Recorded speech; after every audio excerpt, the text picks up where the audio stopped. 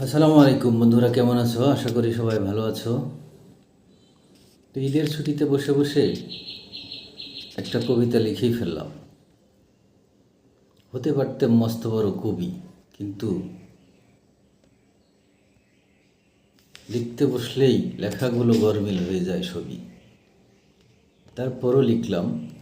কবিতার নাম তোমার অপেক্ষায়। তাহলে শোনাচ্ছি কবিতাটা। তোমার ছোঁয়ায় জেগে উঠেছিল শুকনো পাতার বিষণ্ণ ডাল। তোমার হাসিতে রঙিন হয়েছিল আমার গোধূলির নিঃশেষকাল। তবু কেন এলে না ফিরে? শূন্য আকাশ ডেকে যায় চাঁদ। তোমার অভাবের রঙে রাঙানো আমার প্রতিটি রাতের স্বাদ। বাতাসে ভাসে পুরনো স্মৃতি, তোমার কণ্ঠের হারানো সুর।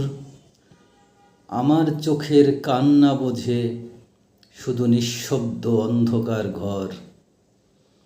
একদিন হয়তো ফিরবে তুমি, হয়তো ছুবে সেই পুরনো হাত। কিন্তু ততদিন আমি থাকব কোথায়? হারিয়ে যাব কি অনন্ত রাত? ধন্যবাদ সবাইকে। ভালো লাগলে শেয়ার করবেন, সাপোর্ট দিবেন। আসসালামু আলাইকুম।